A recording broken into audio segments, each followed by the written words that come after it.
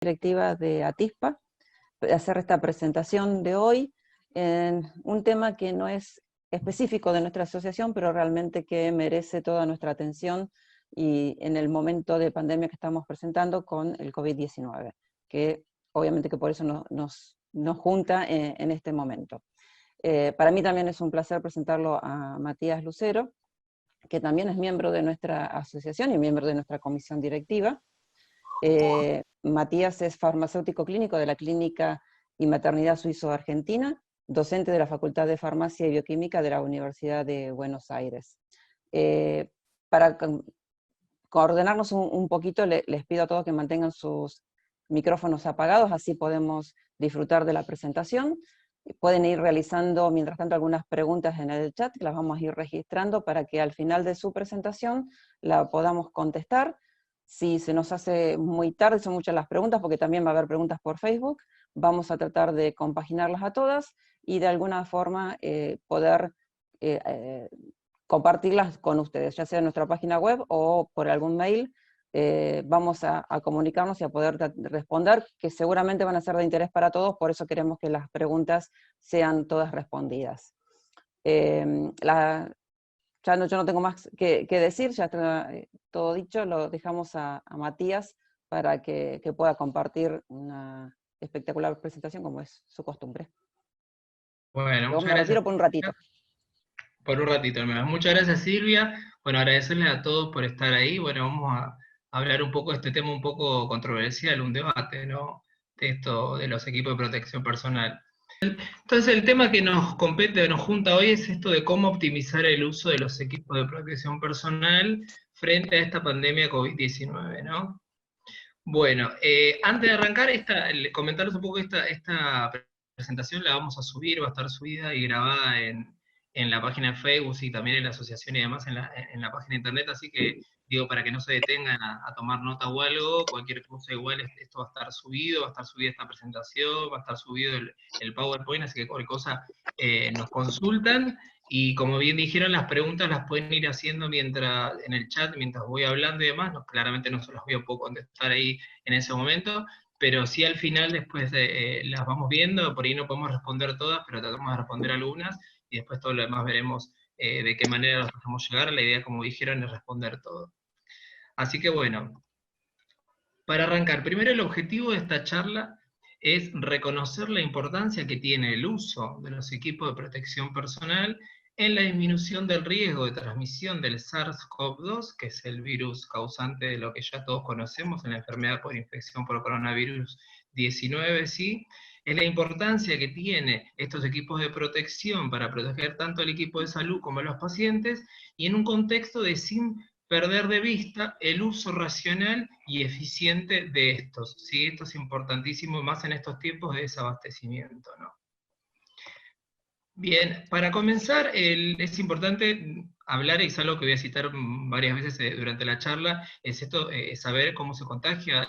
Muchos ya lo vamos a ver, pero a título de resumen, tenemos dos medios de contagio, uno es en directo y otro es indirecto, y estos dos tipos de modos de transmisión los cito porque es importante saberlo, porque no solo de alguna manera justifican claramente todos los fundamentos de las medidas de prevención, sino que también el por qué, el cuál, el cómo y el cuánto utilizamos de los equipos de protección personal, mucho tiene que ver con el modo de transmisión también. Entonces por eso es que lo hablamos. Bueno, dijimos que es directo e indirecto. El directo es el clásico, que es por gota o microgota, ¿sí? De ahí la necesidad de la distancia de 1 metro, 1,5 metros, con otras personas, ¿sí? El hecho de hacer una higiene respiratoria correcta, estornudando, tosiendo sobre el pliegue del codo, o mejor dicho, principalmente en un pañuelo descartable e inmediatamente tirarlo, o si no, en su defecto, el pliegue del codo.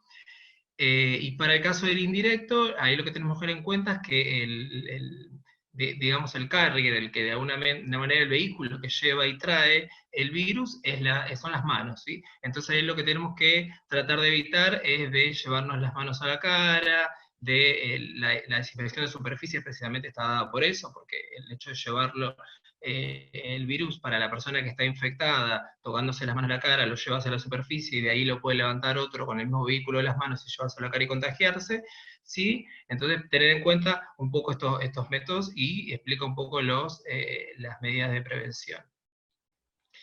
Las medidas son estas que nombramos recién, ninguna más de la que ya hemos nombrado, ¿sí? Lo importante que quiero destacar con esta diapositiva, y lo puse en el último ítem ahí abajo, está remarcado, el uso de equipo de protección personal.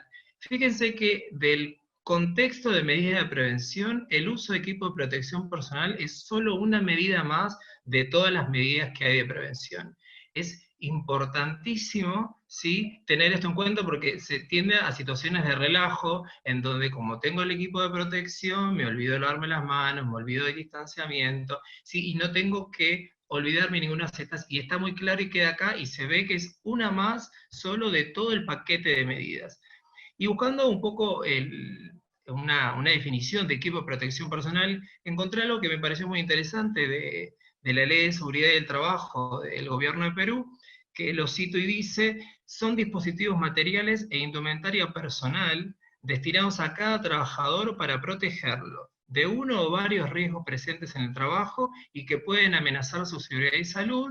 Y lo que me parece más importante es esta última parte: los equipos de protección personal son una alternativa temporal y complementaria a las medidas preventivas de carácter colectivo. Fantástico, no hay que olvidarnos que es un punto más de todas las medidas de prevención.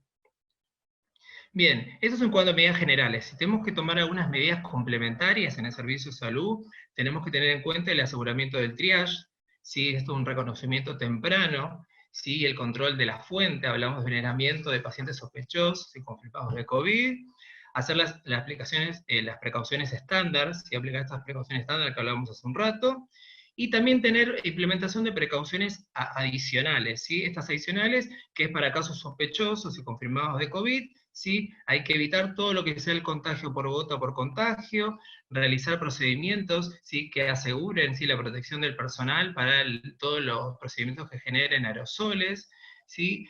Para los tratamientos de soporte, como pueden ser la oxigenoterapia, la oxigenoterapia, digo bien, sino la antibioticoterapia, ¿sí?, los planes de hidratación parenteral, ¿sí? Todos estos últimos llevan accesos venosos, así que vamos a hablar un poquito de eso, que es algo que nos compete a nuestra asociación, hablar tanto de seguridad paciente como también de lo que es accesos vasculares, así que vamos a hablar un poco de eso en detenimiento más adelante. Y también tener en cuenta precauciones que sirven para reducir el transporte aéreo, ¿sí? Esto es tener, qué sé yo, las habitaciones con presión negativa sería como ideal, pero la ventilación de ambientes y demás también es importante. Vamos a otro punto, que es el control administrativo, ¿sí? En el control administrativo se incluyen medidas para garantizar recursos en la prevención y control de infecciones, ¿sí? Esto es el desarrollo de políticas institucionales claras, de medidas de control y prevención de infecciones. Hablamos de una infraestructura adecuada, si para caso de COVID-19 se debe considerar, siempre que sea posible, ¿no?, obviamente, establecer vías de atención diferenciadas que minimicen la mezcla de pacientes confirmados con los sospechosos, con COVID-19 y con otros pacientes, claro, no se mezclen con otros pacientes, está claro. Bien, ¿esto lo hacemos desde cuándo? Desde el triage, ¿sí?, desde este comienzo, o si no, a través de salas de espera, ¿no? Salas de espera diferenciadas para cada uno de los pacientes, o si no también en salas diferenciadas de internación, si se puede, o si no, en habitaciones, ¿sí?, diferenciadas dedicadas a pacientes con enfermedades respiratorias, ¿sí? O en el ideal de los casos, de infraestructura hablando, es poder tener una instalación que sea separada del resto, que sea exclusivamente para eso. Por ejemplo, nosotros, en nuestro caso, que tenemos el Sanatorio Gote, que está dedicado exclusivamente para pacientes sospechosos o confirmados de COVID. Bien, esto es en cuanto a controles administrativos. Le agregamos también la cantidad de personal adecuado. Esto es algo que es una dificultad que tuvimos siempre, de la cantidad de personal que tenemos, pero bueno, sí es cierto que lo dijo el presidente hace poco en su última charla, que se han incorporado a la parte pública profesionales de la salud para poder cubrir con estas necesidades de esta pandemia. Inclusive en nuestro caso en particular, en la parte privada también se han contratado profesionales para ello, y tanto estos profesionales como los que ya estábamos, es fundamental ese punto que aparece ahí, que es formación del personal. La capacitación del personal para esta pandemia es fundamental para llevarlo adelante, y en el caso de los equipos de protección personal específicamente, sí, es como fundamental que sepan cuáles usar, cómo usarlos, cómo sacárselo, cómo ponérselos, ¿sí? Esa capacitación es como fundamental desde el principio. Bien, y otro punto que hablamos ahí es el control de ambientales y de ingeniería, ¿sí? Estas son todas medidas para reducir la propagación del patógeno, ¿sí? Y la decontaminación de superficies y objetos inanimados.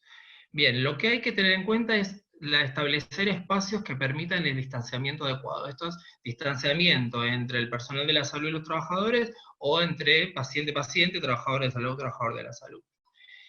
Manteniendo ahí esa ventilación de ambientes, ¿sí? Y lo que es importante también es una frecuente limpieza y desinfección de superficies.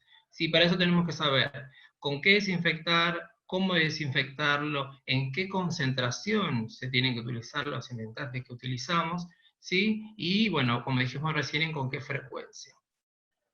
Bien, estas son todas medidas, ahí les agrego ahí de dónde están extraídas, que ahora vamos a hablar un poquito más adelante qué es eso. Y ahora sí, ya adentrándonos en las estrategias para optimizar el uso de los equipos de protección personal, ¿sí? Yo me basé la charla esta en un documento de la Organización Mundial de la Salud, que saca todos los meses y que lo actualiza todos los meses. El último es del 6 de abril. En este caso se basa el documento en 3 pilares, que es minimizar la necesidad de los equipos de protección personal, asegurar que el uso de los mismos sea racional y apropiado, y tercero, coordinar la gestión de la cadena de suministros de ellos. Bien, en este último actualización que hizo este documento, la Organización Mundial de la Salud le agregó consideraciones que hay que tener durante periodos de desabastecimiento, que eso tal vez vamos a hablar un poco más adelante también.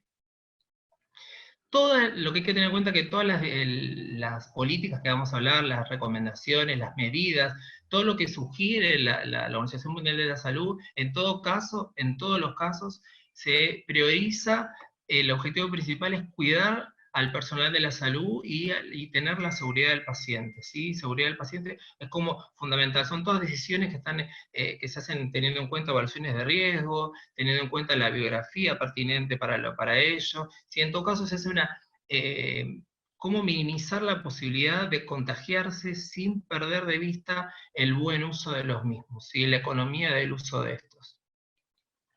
Bien, ahora sí vamos a analizar punto por punto. Bien, en cuanto a minimizar la necesidad de equipos de protección personal, ¿sí? Esto sería como un paso previo a utilizarlos eficientemente y racional, que es el punto número 2. Esto es directamente qué puedo hacer para evitar o disminuir su utilización, ¿sí?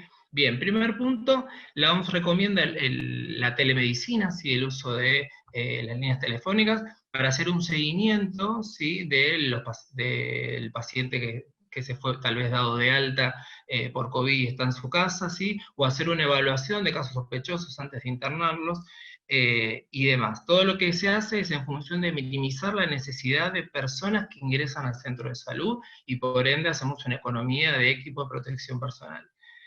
Segundo paso es el uso de barreras físicas para reducir la exposición al virus. Bien, en esto, cuando habla de barreras físicas, habla de esas como ventanas que solemos ver de vidrio, de plástico, ¿sí? Que hacen una suerte claramente, de barrera entre el paciente y el personal de la salud. Este enfoque puede implementarse un poco en las áreas de entorno de atención médica, donde el paciente se presenta por primera vez, ¿sí? Esto debe ser desde las áreas de selección y triage hasta el ingreso administrativo, o inclusive, en nuestro caso, en mi caso en particular, en las ventanas de la farmacia, donde se hace la dispensación de los medicamentos. Nosotros tenemos puesto para tener una barrera física frente, en este momento, en ese procedimiento de dispensación.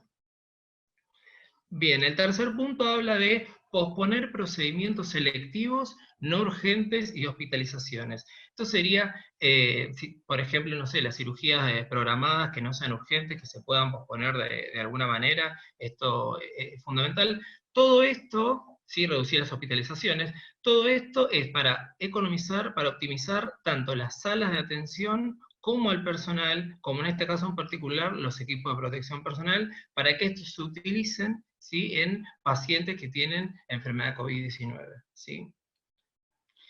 Bien, otro punto habla de, esto está confirmado, si los pacientes con COVID-19 que no tengan infección con otros microorganismos transmisibles, y recalco esto porque si lo tienen, sí ya no es una recomendación, pueden estos compartir habitación, ¿sí? Esto es otra manera de disminuir la necesidad. Si el personal de la salud tiene varios pacientes que pueden estar atendidos en una misma habitación, no digo varios de acumularlos ahí uno arriba del otro, pero digo tener 2 o 3 pacientes, si frente a tenerlos aislados cuando no es necesario, si no tienen otro patógeno transmisible, ¿sí? Entonces sí pueden, y esto está comprobado en las últimas cohortes.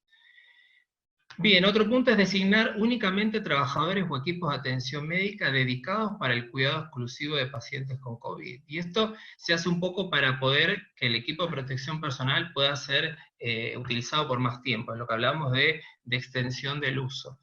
Que quede claro que esto que hablamos de extensión del uso no es extenderlo más de la viabilidad del producto, ¿sí? Es extenderlo en uso en función de la jornada laboral. Sí, tenemos un personal de la salud dedicado solamente a atención de pacientes con COVID sospechosos, no tiene que andar usando ese y otro equipo para atender otra patología de otro paciente, sino que con ese mismo puede atender a todos los que tengan esa habitación, ¿sí? E inclusive compartirlos con otras salas y con otras habitaciones, en el caso, como dijimos siempre, que no haya microorganismos transmisibles, ¿sí? Bien, el otro punto habla de considerar usar los equipos de protección personal específicos solo si está en contacto directo con el paciente o necesita tocar algo del entorno. Esto es, por ejemplo, si uno quisiera entrar a la habitación del paciente para hacer algún control, digamos, visual o hacer preguntas, ¿sí? No sería necesario utilizar guantes, seguramente, si uno no va a tocar nada del entorno, y así también no sería necesario también usar el delantal que se usa por encima del camisolín hidrorrepelente. Es una manera de economizar estos 2 recursos también. Después, idealmente dice no se permiten visitantes, pero si esto no es posible, restringe el número de visitantes. Hay casos en los que es como difícil que no entre ningún visitante, hay que tener en cuenta los pacientes pediátricos, tal vez pacientes en fin de vida, también hay que tener en cuenta eso. En ese caso que no se puede, ¿sí? Lo que hay que reducir es la cantidad y el tiempo que tienen que estar, y sobre todo lo que hay que hacer es una capacitación, ¿sí?, al visitante para que aprenda a ponerse y a sacarse el equipo de protección personal, y no solo eso, sino que también tiene que estar supervisado por el personal de la salud para que lo haga correctamente, sin olvidarnos de las medidas de precaución iniciales, que es el distanciamiento, la higiene de manos y demás. Todo esto, sí, con el fin de evitar exponer al visitante al posible contagio. Y por último, hablamos ahí, minimizar el ingreso de los trabajadores de la salud a las habitaciones de los pacientes con COVID positivo, ¿sí?, o los sospechosos. ¿Sí? Esto es una manera de agilizar un poco el flujo, reducir un poco el cuidado a nivel seguro. ¿Sí? Lo que hay que considerar acá es que debiéramos agrupar, ¿sí?, procedimientos. Entonces esto es, por ejemplo, si uno ingresa para hacerle controlar los signos vitales, por ejemplo, en ese momento puede aprovechar también para dar alguna medicación. Entonces se ahorra ingresos. ¿Sí? Lo mismo el personal de atención médica que tiene que entrar por algún control por algo, puede llevar también la alimentación del paciente y retirarla para evitar el ingreso del personal de comedor o alimentación. Bien, a continuación, y hablando un poco de esto de restringir el ingreso a los personales de la salud, primero de agradecerle al doctor Rubianes, que es el jefe de cuidados críticos intensivos del Instituto del Diagnóstico, ¿sí?, que ellos encontraron algo que tiene que ver con esto de restringir el uso, que me pareció como interesante compartir. Así que ahí voy. Hola, buenos días, soy el doctor Rubianes, jefe de cuidados intensivos, Instituto del Diagnóstico. Un poco la idea es mostrar cómo nos adaptamos a la pandemia. En esto intentamos con otros colegas de otros países ver de qué manera podemos tener la menos exposición posible de nuestro personal. Hicimos esto, que es una forma de manejar o tener los controles fuera de la habitación. Este edificio nos permite la red de alimentación de las bombas de infusión continua, las guías y la consola del respirador, que vemos que la podemos manejar desde aquí afuera. Acá están las bombas de infusión, y entonces cuando entramos hacia la habitación, vemos que solamente encontramos el respirador sin la consola, el monitor, la cama. Eso nos permite que el personal de limpieza esté muchísimo menos expuesto a la infección y tenga que utilizar menos elementos de barrera. Creo que en esto, mirando hacia el pasillo de esta sala, vemos que todo lo que sean bombas de infusión y demás están afuera. Esto nos permite medicar, permite colocar fluidos, permite, además de eso, a través de los monitores que tenemos dentro, censar todo tipo de parámetros del paciente. Así que bueno, es una forma de aporte si en algo podemos ayudar. Gracias. Bueno, nuevamente agradecerle al doctor Rubiales, me pareció interesante mostrarlo, más que decirlo, esto de poder poner las bombas de difusión. Tiene una cuestión de infraestructura que entiendo que no digo de complejo, pero que hay que llevarla adelante en cada institución, pero me pareció como interesantísimo esto de poder sacar, de evitar los ingresos del personal con esto, ¿no? Hola, buenos días. Bien. Bueno, segundo punto y pilar que se basaba el documento, el documento de la OMS, es asegurar que el uso de los equipos de protección personal sean racionales y apropiados, ¿sí? Para esto lo que hay que tener en cuenta es que hacer una evaluación de riesgo, ¿sí? Esta evaluación de riesgo va a tener en cuenta como 3 aspectos. Uno va a ser el tipo de interacción, otro va a ser el modo de transmisión, que luego ya hablamos, y otro punto es la cantidad de fluido que se genera en ese procedimiento. ¿Sí? En cuanto al modo de transmisión, ya lo hablamos, esto del directo e indirecto.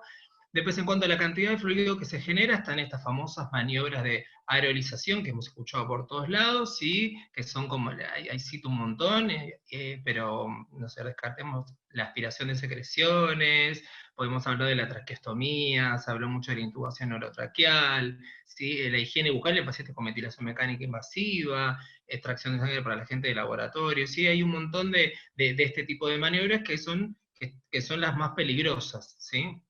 Entonces, teniendo en cuenta esto, teniendo en cuenta el modo de transmisión, y ahora vamos a hablar del tipo de interacciones, esta evaluación de riesgo para optimizar el uso. Bien, y acá me voy a detener un poco, ¿sí? Para hablar, a ver algunos ejemplos de tipos de interacciones. Esto que dice acá, y lo cito, esto es del mismo documento, esto que dice acá cribado en la traducción es por el triage, ¿no? Para el personal de la salud que está dentro del triage, pero que no tiene contacto directo con un paciente, sí, que no tiene contacto directo con paciente en sí, lo ideal sería que lo que recomienda la OMS es que no necesita ningún equipo de protección personal, siempre y cuando se asegure la distancia, ¿sí? O que no haya tal vez una barrera física como hablamos hace un rato, ¿sí? Si yo no puedo garantizar ninguna de estas dos cosas, sí, el personal va a necesitar un barbijo quirúrgico y alguna protección ocular, ¿sí? En el caso del paciente que tenga síntomas indicativos, ¿sí? De COVID-19, sospechoso, tal vez lo que tenemos que hacerle es proporcionarle un barbijo quirúrgico, que mantenga la distancia, que haya higiene de manos, todas esas medidas de precaución que hablamos siempre, y rápidamente lo que hay que hacerlo es trasladarlo a una sala de aislamiento, una sala donde no esté en contacto con los demás pacientes, como hablamos hace un rato de infraestructura, esto de tener sí salas de espera diferenciadas y demás. Para el paciente que no tiene síntomas, ¿sí? Para cualquier actividad no se necesita el equipo de protección personal y siempre hay que acordarnos de las medidas de higiene de protección personal, de higiene estándar que veníamos hablando. Bien, en cuanto a las salas o las habitaciones del paciente, el personal de la salud que realiza procedimientos que no generen aerosoles, van a llevar una máscara quirúrgica, un camisolín, guantes, protección ocular, que puede ser a través de gafas, las antiparras o la máscara facial, y aplicar como siempre las medidas de higiene de manos. En el que sí produzcan aerosoles, hay que agregarle a esto que hablamos recién, el N95, que en algunos casos también recomiendan hacer doble barbijo, que es el N95 con un barbijo quirúrgico encima. Esto es más que nada para hacer extensión del uso del barbijo N95, porque recuerden que el N95 no es de un solo uso, ¿sí? sí es desechable, pero no es de un solo uso. Entonces, una manera de protegerlo, porque no solo se desecha por una cantidad de horas de uso, sino que también si tiene alguna salpicadura, o si se moja y demás también, entonces una manera de protegerlo sería ponerle encima un barbijo quirúrgico. Y esto la mismo, el camisolín hidropelente, los guantes, la protección ocular, ¿sí? Y le agregamos esto que hablamos del delantal por encima del camisolín hidrorrepelente. En cuanto al personal de limpieza, ¿sí? La mascarilla quirúrgica, o sea, el barbijo, ¿sí? La bata, los guantes de alta resistencia, yo voy a tratar otro tipo de guantes, claramente por el laburo que hacen en función de los productos químicos que manejan, ¿sí? Y un calzado cerrado, que es lo que todos llevan, y las medidas siempre van a estar siempre puestas de higiene de manos, para que no nos olvidemos nunca. Y en caso de los visitantes, ahí dice mantener el metro, lavarse las manos otra vez de nuevo, el barbijo, la bata y los guantes. ¿Bien? Es importante saber todo esto, ¿sí? Y ahora vamos a hacer hincapié por qué. En lo que quería destacar de esta diapositiva, para no nombrarla toda, pero me parece interesante, el hecho de, ahí dice, zona de tránsito. Sí, pasa que a veces se cree que por el hecho de estar dentro de una institución de salud y caminar por los pasillos hay que tener alguna protección. Siempre y cuando mantengamos la distancia 1 metro, para transitar por los pasillos, para estar en el comedor, no deberíamos utilizar, o sea, no se recomienda utilizar equipo de protección personal, que no hay manera de evitar el uso y poder economizarlo sería eso. Repito, siempre y cuando se pueda evitar la distancia con el personal. Sí, ahí inclusive abajo aparecen las zonas administrativas, donde dice mantener la distancia que no se necesita, siempre y cuando se mantenga esa distancia, ¿sí? Son para todos los tipos de tareas que no impliquen un contacto con pacientes con COVID, ¿sí? Se puede llegar a no utilizar esto siempre y cuando, y repito, para que quede claro, que ahora que después no digan nada y me acusen de que no pueden utilizar en sus trabajos barbijos, y si puedo mantener el metro. En nuestro caso, por ejemplo, nosotros en farmacia, si bien no tenemos contacto directo con pacientes con COVID-19, no podemos mantener esa distancia de 1 metro por el trabajo que realizamos, entonces sí usamos barbijo. Por eso digo, hay que evaluarlo, y me parece importante también destacar que de esto y las otras ahora que voy a nombrar, es que hay que tener en cuenta el protocolo institucional. Estas son recomendaciones de la OMS. ¿Sí? Después cada uno tiene que ver el protocolo que tienen sus instituciones, ¿sí? Que tomarán de esto, tomarán del CDC, tomarán de otras sociedades e instituciones, recomendaciones para armar sus protocolos propios. ¿Bien? Bueno, esto es en centros ambulatorios, un poco más de lo mismo, qué pasa en salas de espera, qué pasa con el personal de la salud, qué pasa con los pacientes con o sin síntomas, en las zonas administrativas, en atención a domicilio, tanto para el cuidador como el personal de salud que va hacia el domicilio de atención. A estas se las dejo para que las tengan. Esto es más bien un dibujo gráfico de todo lo que hablamos recién, esto de qué ponerse, qué no ponerse, en función del trabajo diario, de los procedimientos que hace cada uno. Bien, para apuntar específicamente a lo que a TISPA incumbe, que es accesos vasculares, entre otras cosas, ¿sí? Tenemos que tener en cuenta que para este tipo de pacientes, tanto sospechosos como confirmados con COVID-19, se puede aparecer la necesidad de elección de una inserción de un acceso vascular. ¿Sí? Tanto periférico como central, que es un periférico, como bien dice ahí, un plan de hidratación parenteral, las terapias de soporte que hablábamos, una extracciones de sangre, para el caso de un acceso venoso central, una nutrición parenteral, vasopresores, medicación que no es compatible con un acceso periférico, la monitorización hemodinámica, ¿sí? Las terapias múltiples o de alto flujo. Esto de alto flujo yo ahí les dejé, esto es a título informativo, porque ya que lo encontré se los dejo, es un par de papers que recomiendan el uso de PID de poliuretano sin válvula y con punta abierta para el caso de las unidades de cuidados intensivos, y que eso se los dejo también ahí. Bien, esto es para que tengamos idea de que puede ocurrir que en este tipo de pacientes se tengan que poner acceso venoso, si de hecho ocurre. Entonces, ¿cómo nos protegemos o cómo se protege el personal que atiende a este tipo de pacientes? Bien, hay recomendaciones de uso de equipo de protección de salud para inserción de accesos venosos. Estas recomendaciones están sacadas, como bien cita ahí abajo, del CDC, esto es de diciembre de este año. y lo que hace es dividirlo en dos cuestiones, en medidas de protección al paciente y medidas de protección al operador. En cuanto a las medidas de protección al paciente, cita la higiene de manos, obviamente va a estar nombrada hasta el hartazgo. Seguido de eso, la antisepsia de la piel, en este caso el CDC recomienda cloroxina al 2% en alcohol isopropílico al 70%. Esto, repito, hay que ver el protocolo con el que trabaja cada institución, ¿sí? Si con alcohol en gel, cloroxina sola, cloroxina alcohólica, ¿sí? Eso queda a cada institución, pero una antisepsia de la piel. Después, usar un barbijo quirúrgico no estéril, usar cofia no estéril, guantes estériles, camisolín estéril impermeable, que es el que hablamos hidrorrepelente, un amplio campo estéril en el paciente, ¿sí? Y una funda de sonda estéril, una longitud adecuada alrededor de la sonda ecográfica, que esto creo que lo hemos visto ahí abajo en el anterior, ahí se ve el largo de la funda, ¿sí? Una funda adecuada para la sonda ecográfica. Esto en cuanto a las medidas de protección al paciente. Bien, ahora, por otro lado, las medidas para proteger al operador, ¿sí? Esto es aparte del equipo de protección individual, que ellos citan el doble guante, el traje completo, gafas, máscara facial, y calzas, ellos hablan de calzas, no sé si recuerdan una de las slides de recién, el del hospital italiano, nosotros acá lo que tenemos es como, digamos, camisolines por debajo de las rodillas, ¿sí? Que con eso alcanza y sobra. Si había otros tipos de camisolines que son por arriba de la rodilla, se recomienda los que serían por debajo y evitamos este uso de calzas, ¿sí? Después, el uso de barbijo quirúrgico para el paciente que no está intubado y para el operador.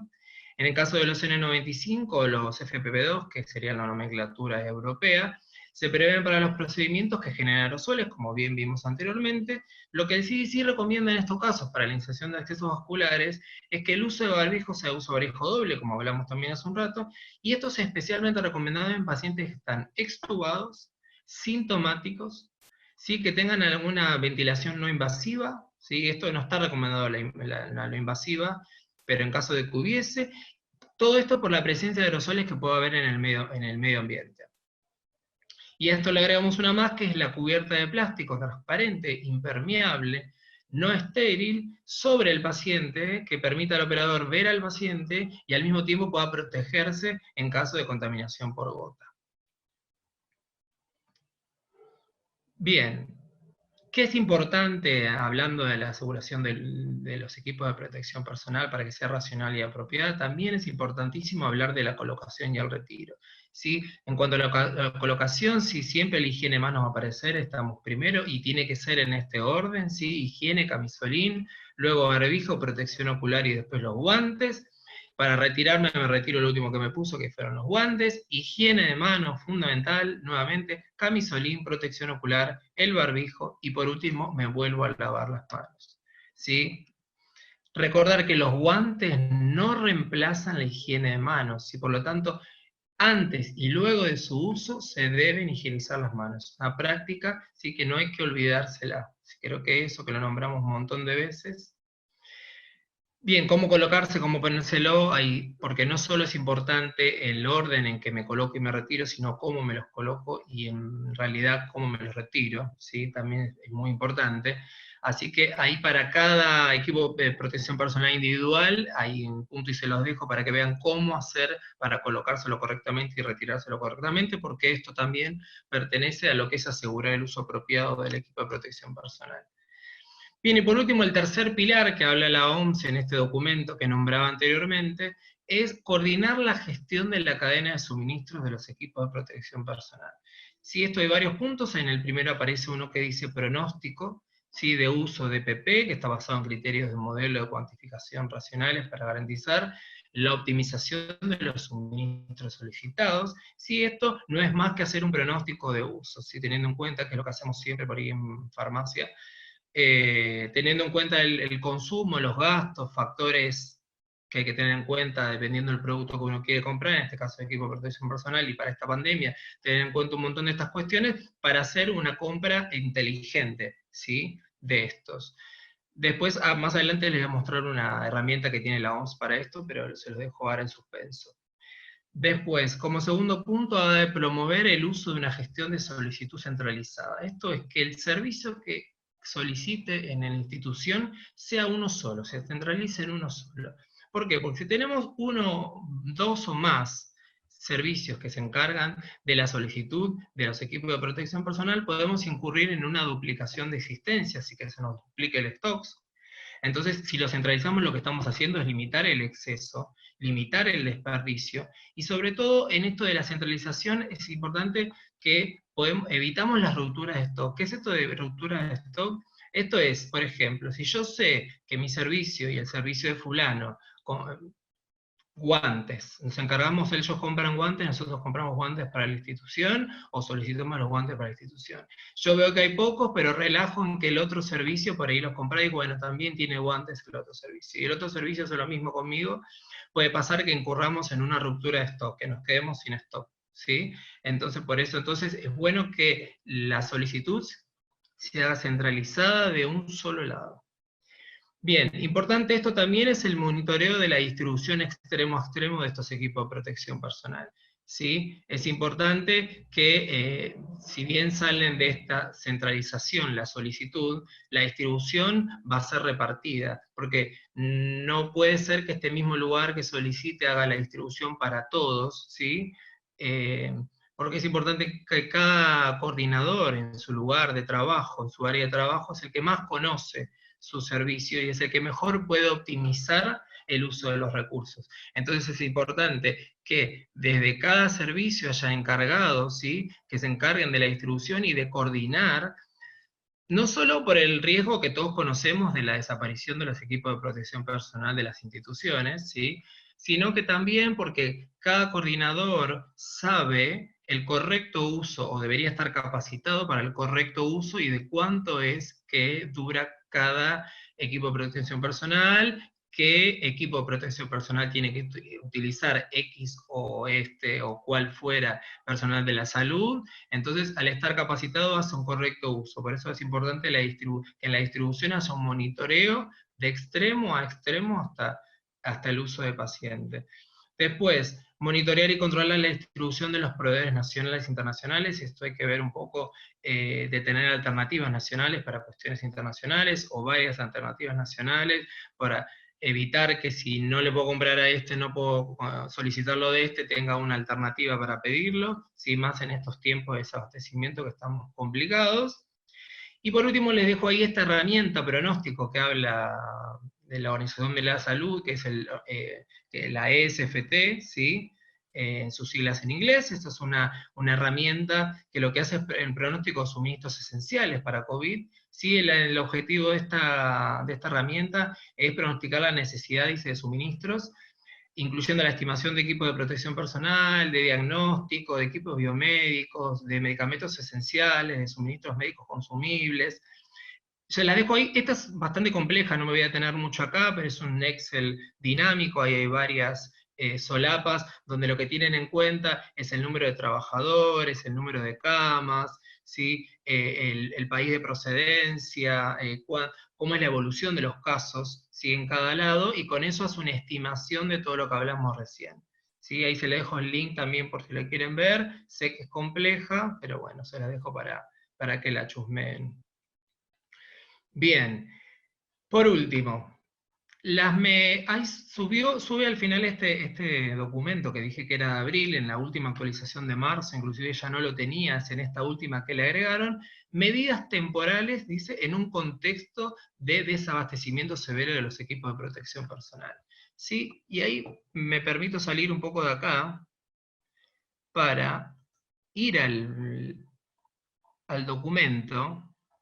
Bien, y vamos a hablar, a ver, para dar un solo ejemplo, porque si no vamos a estar hasta pasado mañana, pero sí el N95, que tanto se habla del N95, bien, bueno, para el N95 en particular, esperen que ahí se me está yendo, bien, lo que hay que tener en cuenta es que habla de tres cosas: habla de extender su uso, ¿sí?, habla de el reacondicionamiento, en caso de que proceda, ¿sí?, y alternativas también. En caso del N95, ¿sí?, ahí lo que dice es que el uso prolongado, y lo cita como el uso de la mascarilla autofiltrante sin quitársela durante el máximo de 6 horas, dice, para entender a un grupo de varios pacientes. Bien, esto lo recomienda la OMS, repito, hay que ver los protocolos de cada uno, pero esto es lo que ellos llaman uso prolongado. ¿sí? Y en ese uso prolongado hay un montón de riesgos, que es lo que citan ahí, que hay que tener en cuenta, que al tenerlo más puesto, el operador puede tocarse, o sea, puede tender a tocarse más el equipo de protección personal, ¿sí? El uso prolongado también lo que hace es disminuir un poco la capacidad respiratoria, así que eso también molesta, ¿sí? Y tiende a que se pueda mover o correrse, y a otros criterios de precauciones que hay que tener para el caso de los equipos de protección personal, en este caso en particular el N95, ahí cito un par de cosas para que lo vean.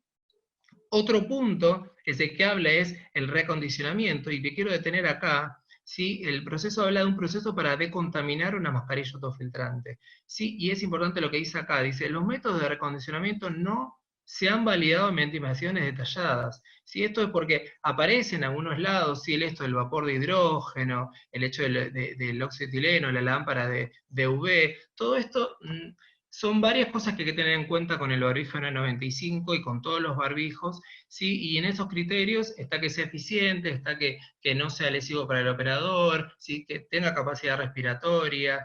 Entonces, de toda esa la cuestión del ajuste, ¿sí? Que no se debe romper. Entonces, en todas algo pasa. Entonces, no han encontrado nada que lo justifique. Así que eso es a criterio, repito, de cada uno, y dice todos los riesgos, y está en cada institución y cada profesional tomar lo que crea más pertinente. Bien, y este otro informe técnico que les agrego, que es de la SADI, ¿sí? Acá la SADI lo que hace, ¿sí? Es tener en cuenta distintos escenarios, ¿sí? En función de que la demanda esté cubierta, o la demanda sea excesiva, o que los recursos sean insuficientes, o que los recursos sean insuficientes, y en función de eso a dar recomendaciones. Acá, para seguir el mismo hilo, con el N95, habla de claramente para generación de aerosoles, que es reusable, ¿sí? En un máximo de 4 horas habla acá, en caso de que esté la demanda cubierta y el recurso suficiente. Si no es así, si la demanda está cubierta pero los recursos son insuficientes, pasa a que se tenga que usar hasta un mes. Yo eso de un mes, la verdad que es medio discutible, porque va a tener que tener en cuenta cuánto lo usa ese profesional. Hay profesionales que vienen 1 o 2 veces por semana, usan un par de horas y ya está, y la verdad no es un mes. Si hablamos de cantidad de horas más que nada, lo que se recomienda son jornadas laborales menores a 7 horas, que se usen 15 días, y mayor a 7 horas que se use una semana, ¿sí? Siempre en cuenta que se mantenga en este caso el N95 en estado de uso, así que no esté manchado, no haya salpicaduras, no esté mojado y demás. Pero bueno, se lo dejo para estas recomendaciones, vuelvo a lo mismo, porque al final, fíjense que en casos de insuficiencia y demanda excesiva, sí habla de la reesterilización. Repito, cada profesional va a tener en cuenta con sus criterios qué es. Después, por último, esto sí para ahora, para ir terminando, vamos hablando del suministro global de los equipos de protección personal, ¿sí?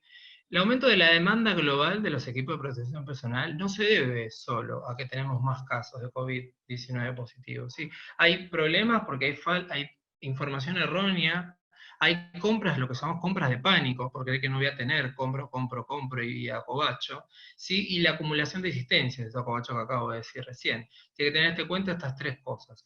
Bien, sí sabemos que la capacidad de expansión de la producción de los equipos de protección personal es limitada, ¿sí? Y la demanda actual no está pudiéndose cumplir, ¿sí? Esto ya lo sabemos. Esto es especial y es esencial tener en cuenta, esto ocurre porque todavía continuamos haciendo un uso inapropiado de los equipos de protección personal. Por eso, un poco el objetivo, y a lo que apuntaba esta charla, con todas esas recomendaciones, que repito, son recomendaciones, hay que ver los protocolos de cada institución, y orientar de qué manera se pueden llevar adelante de la mejor manera en cada una de las instituciones, pero está bueno tenerlos en cuenta para poder llevarlos adelante, ¿sí? Y con todo esto lo que estamos buscando, y como era el objetivo, dije, de la charla, era hacer uso apropiado de estos equipos de protección, un uso racional, optimizarlo su uso, sin perder, ¿sí? El objetivo principal, que era proteger al equipo de salud y a los pacientes, ¿bien? Por último, lo que quiero es decirles en este momento, suerte para todos, porque la suerte no es más que saber utilizar efectivamente mis recursos para tener éxito. Así que les deseo más que suerte, éxito a todos. Muchas gracias.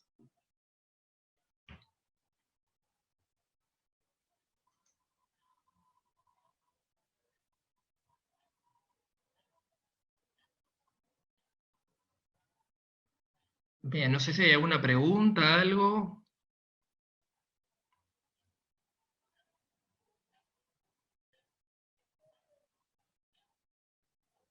No está tu audio, Silvia. Esperen que dejo algo para que se vea de fondo. No, yo no, porque no quiero. Pero... Está bien que estén ustedes de fondo. Ah, perfecto.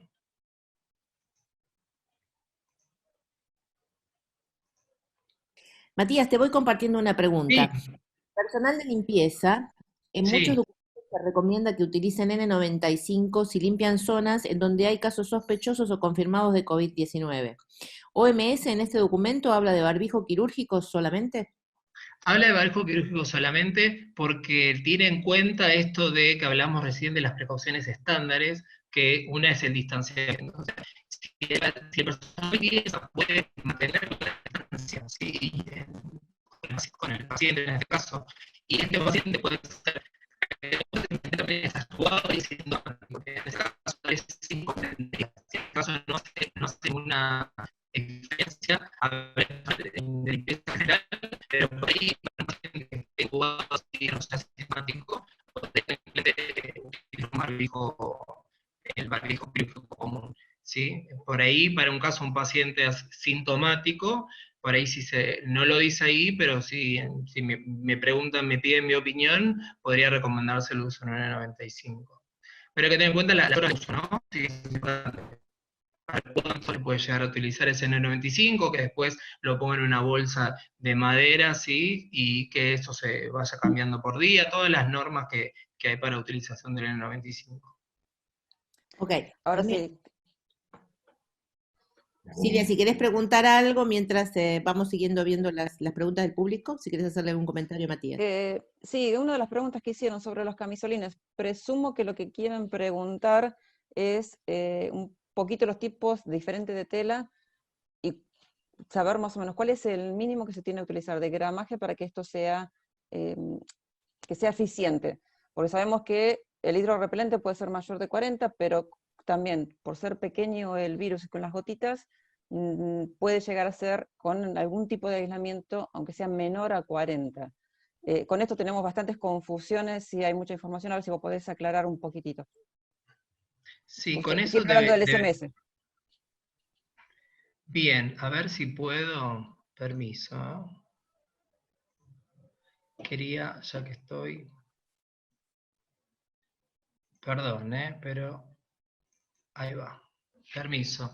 Porque esto dentro del informe técnico que hace la SADI, ¿sí? Aparte de lo que yo les mostraba, habla de cada cosa en particular, del barbijo, de cómo están compuestos y demás. Y de los camisolines hay un apartado, ¿sí? Ahí habla de la tela para recolección. Esto igual ya se los dejo, si lo quieren ver desde ahí, ¿sí? Si es reutilizable, si cumple con la serie de requisitos y demás. Ahí tienen los requisitos de la tela, porque si no es como muy larga la respuesta y es como hablar específicamente de los equipos, ¿sí? Y ahí tienen, fíjense, las de algodón con poliéster, ahí habla un poquito de las medidas y demás. Cualquier cosa, si no, se lo podemos explicar en particular y se lo mando en particular para no ser más extensa la pregunta, pero sí mostrarles que dentro del informe técnico con el link que están ahí, habla un poco de todo eso, y de los barbijos y de otros equipos de protección personal, específicamente de cómo están hechos las telas y demás. Silvia, ¿vos tenés alguna otra pregunta?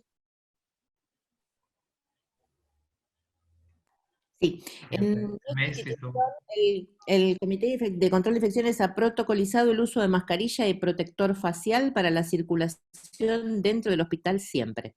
Y cuando la distancia lo permita, solo mascarilla. Es un comentario de Gabriela. Bien, sí, esto por eso yo decía que estos son todas por ahí recomendaciones que sacamos de este documento que es de la OMS, ¿sí? Después hay otras sociedades, hay otras recomendaciones que se pueden agregar, y por eso repito que cada institución toma, y de ahí, en función de esa, la que de alguna manera lleva adelante su institución. Estas son recomendaciones de la OMS, y como todo digo, son recomendaciones, no son obligaciones, que son dos palabras diferentes, ¿no? Voy a hacer un comentario, si me permitís. Sí. Sí, mucho tiene que ver que sigue siendo cuál es la forma de transmisión.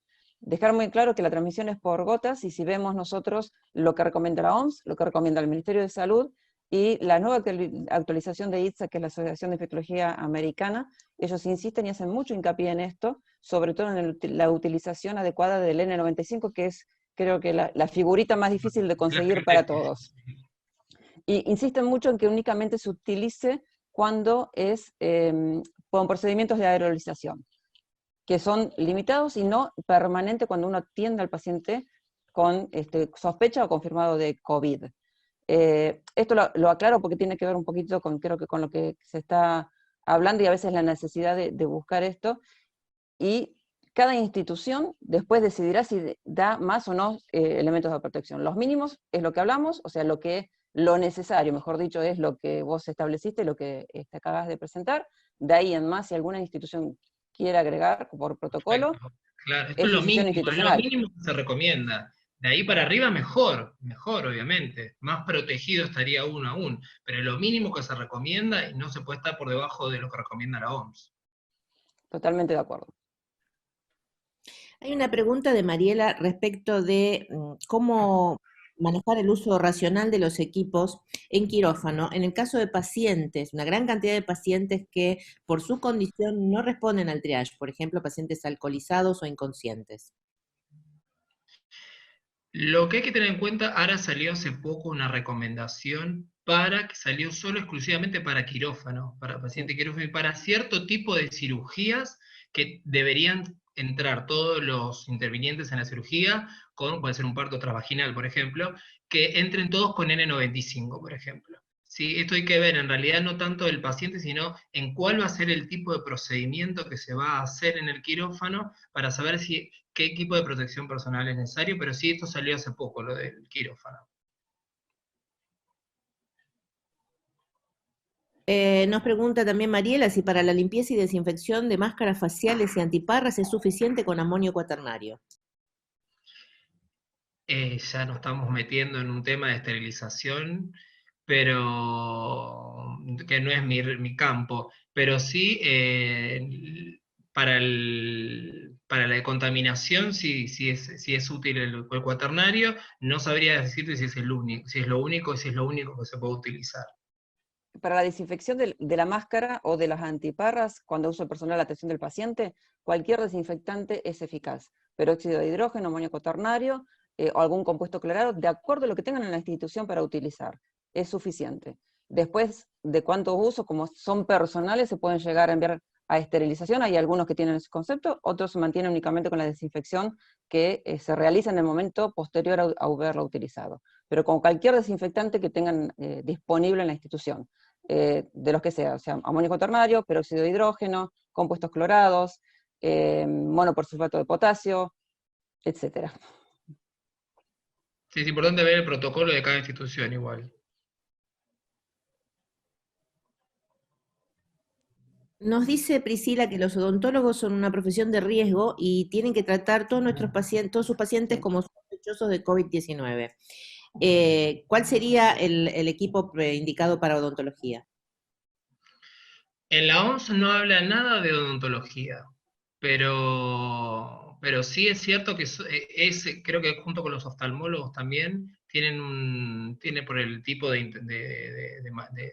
intervenciones que hacen con el paciente, tengo entendido que sí, que es el N90. De momentos igual todavía no hay una recomendación oficial para que puedan, de hecho creo que en emergencias siguen trabajando, pero es con N95, con doble barbijo, máscara facial, inclusive adentro de la máscara facial a veces usan o no antiparras, sí, máscaras faciales más largas, tal vez es recomendado para tratar de cubrir también toda la parte por debajo, hemorrepelentes, el delantal por encima, el guante, o sea, las recomendaciones son las máximas que se puedan llegar a obtener por el tipo de procedimiento que pueden utilizar. La doctora Robilotti había aclarado en el... ¿Lo vieron? Que dice que la desinfección alcanza el amonio cuaternario, ideal amonio cuaternario para limpiar y desinfectar en un solo paso. Gracias Silvia. Sí. Sí, estaba levantando la yo manita. la esperaba, Silvia, cuando me dijo yo estoy entrando, y dije, perfecto, Silvia, sé que estás ahí. Una de las primeras en ingresar. Impresionante, Matías. Perfecto, sí. Matías, Compañera de trabajo. Hay algunas dudas con respecto al documento de SADI, creo que por ahí lo vas a tener que mostrar, que alguien lo pedía. Yo también tengo muchas dudas del documento, pero Ok. sí. Dice Maricel que al final mencionaste que los métodos de esterilización para las mascarillas no estaban validados, pero en el documento de la SADI dice que están aprobados por la FDA. Hay dudas con eso. Correcto, correcto, de ahí es lo que yo no comparto. Digo, pero esto es una apreciación personal, ¿sí? Lo que dice la OMS y que me parece correcto y es fundamental esto de que es cierto que no existen ensayos, o sea, no existen trabajos todavía que puedan justificar que se cumplen con todos los requisitos, ¿sí? Luego de la esterilización del producto, a que este producto no sea lesivo para el paciente, que sea eficaz, porque piensen que el UV, en el caso del UV en particular, si bien puede ser eficaz para la decontaminación, en este caso que proponen, la luz UV lo que no toca, no decontamina. Entonces, puedo decir que es eficiente, la verdad que obligar a un profesional de la salud a que reutilice algo que no le podemos asegurar que está decontaminado, estéril, sí, nuevamente, que por eso pasó un periodo un proceso de reesterilización, no sería conveniente. Y el que lo es eficiente tal vez es lesivo para el personal, como puede ser el óxido de etileno. Y en otro caso, lo que puede ser es que, si bien mantiene la capacidad filtrante y demás, por ahí no, lo que ocurre es que no, o sea, no es eficaz la desinfección. Puede ser que, o puede ser también que lo sea, que sea eficaz la desinfección, que no sea lesivo para el paciente, pero el tema del ajuste del barbijo, que es importantísimo para que no ingrese por ningún lado, no se deteriore con el proceso de esterilización. Entonces hay como varios factores y de hecho no se ha encontrado todavía ningún método que cumpla con todos. Entonces por eso es que la OMS no lo recomienda, los nombra ahí, habla de los riesgos que hay, que queda a criterio de cada profesional, de cada institución claramente, pero por eso, de hecho yo estuve hablando con gente de la SADI para poder preguntarles dónde habían sacado esas recomendaciones y demás. Es cierto que el CDC también lo saca, la FDA lo nombra. Es bastante controversial el tema. La verdad, de hecho, no hay tema que no se hable de equipo de protección personal que no salga en el 95 y que no se hable de la resterilización de los mismos, porque es así. Pero sí es una controversia y va a quedar a criterio de cada profesional y a criterio de cada institución lo que va a hacer. Y repito, esto es en caso de desabastecimiento severo. Si nosotros hacemos un buen uso, de un uso prolongado de los mismos, ¿sí? Con criterio, me parece fundamental empezar por ahí, ¿sí? Y después veremos en el caso de que haya un desabastecimiento cómo se procederá, porque la verdad que, repito, decirle a un profesional que no le podemos asegurar que eso es estéril, decirle que lo use, la verdad, yo no sé si me lo pondría, por eso es que digo, es una percepción personal lo que estoy diciendo. Comparto, cierto, en el CDC y en la FDA ellos aprobaron la reesterilización incluso con peróxido de plasma, o sea, que ellos garantizan el proceso de esterilización. A mí lo que me preocupa es que puede tener un proceso de esterilización eficaz, pero no tenemos la seguridad de la filtración de ese barbijo. En qué condiciones llega y si realmente está íntegro como para ser eficaz en la filtración y en el uso. Que eso la esterilización nunca te lo va a garantizar, y yo creo que eso es uno de los grandes riesgos que contamos con esto. Yo creo que lo que vos dijiste recién, lo más importante es tratar de hacer un uso racional ahora, utilizar el N95, que es realmente el que tenemos problemas, porque con los quirúrgicos se pueden conseguir las telas, se pueden realmente más simple, aunque falte también, pero es más sencillo de poder obtenerlo. Usar el N95 realmente cuando corresponde, en los momentos de aerosolización y no en forma permanente, porque ahí es donde estamos desperdiciando el insumo. No sé si tiene algún otro comentario, y a lo mejor Silvia puede aportar, Silvia Robilot te puede aportar algo en esto, ya que está en el grupo. Le voy a dar audio a Silvia para que pueda hacer algún comentario. Ya que la tenemos, la molestamos. Sí, obviamente la vamos a utilizar acá afuera y explotarla, ya que está.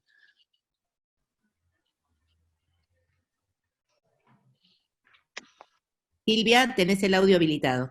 Robilotti. Bien, ¿me escuchan? Fantásticamente. Sí. Perfecto, no, todo lo que ha dicho Matías es súper sólido. La idea es agotar los procesos de uso racional, extender el uso a 15 días, protegerlo con barbijo quirúrgico o con cualquier otro barbijo, aunque no sea el mejor barbijo quirúrgico que consigamos, inclusive máscara facial, antes que someterlo a un proceso de decontaminación. Ni siquiera la FDA se anima a decir reesterilización, le dicen decontaminación, Sí, porque cierto. garantizan garantizan la inactivación de la carga viral, pero eso no implica esterilización, porque hay un principio básico que es que no se puede esterilizar lo que no está limpio. Y el N95, en cualquiera de los métodos que se han propuesto y que se ha debatido, no aplica a un proceso previo de limpieza. Así como sale de la cara del operador de salud, del enfermero, del médico, del terapista, se coloca en una bolsa y se procesa. Y con el manipuleo, el riesgo de cargas biológicas no virales, puede haber micobacterias, puede haber, un montón de gérmenes más que nosotros conocemos, que no están pensados en eliminar en este procedimiento de inactivación. Ni que hablar con luz ultravioleta o con unos métodos más fantasmagóricos que hemos visto, de ozono, de vapor de peróxido de hidrógeno, que es el Batel famoso, o calor convectivo, o sea, aire caliente, a 70 grados durante 60 minutos. Nada que garantice esterilidad, sí inactivación de la carga viral. Limpio no es estéril. Entonces, más allá de las dudas que nos genera la filtración, la eficiencia de filtración, o más allá de las dudas que nos genera cómo va a ser el compliance de ese dispositivo luego a la cara. O sea, ¿se va a poder ajustar correctamente? ¿Las tiras van a resistir? Por todos lados nos genera dudas el reprocesamiento. Agotemos el uso racional. Eso Matías lo puso impecable en la presentación, creo que es el secreto de todo esto. Ser racionales en el uso de los insumos. Muchísimas gracias, Silvia, por tu aporte y poder compartir con nosotros. Bueno, lamentablemente ya nos hemos extendido más de una hora con este seminario. Vamos a ir finalizando. Yo creo que les va a quedar 1000 dudas y siempre las vamos a seguir teniendo. Por lo tanto, bueno, todo lo que no pudimos responder vamos a tratar de compaginarlo y ver cómo llegamos a ustedes para que podamos, sobre todo Matías, que es el que tuvo cargo hoy, para que pueda responder a todos. Yo me despido. Matías, ¿querés decir algo más? No, por último agradecerles a todos la presencia, sí, la incumbencia en estos temas, que es importantísimo, sí, en esto que estamos luchando todos juntos, y en esto que recordarles lo último, esto que les decía de darles suerte, ¿no? Sí, de optimizar los recursos, ¿sí? Para el éxito. Así que eso, nada, éxito para todos, optimicemos lo que tenemos, que vamos bien por ese lado. Venimos bastante bien, esperemos que sigamos así. Bueno, muchísimas gracias a todos por participar, por poder compartir este momento, y obviamente Atispa siempre está a disposición de ustedes con nuestra página web, con nuestro mail, y vamos a tratar de mantener comunicados y seguir trabajando nosotros por la seguridad y calidad de atención a los pacientes. Muchas gracias y nos vemos en el próximo webinar. Chao. Chao, chao.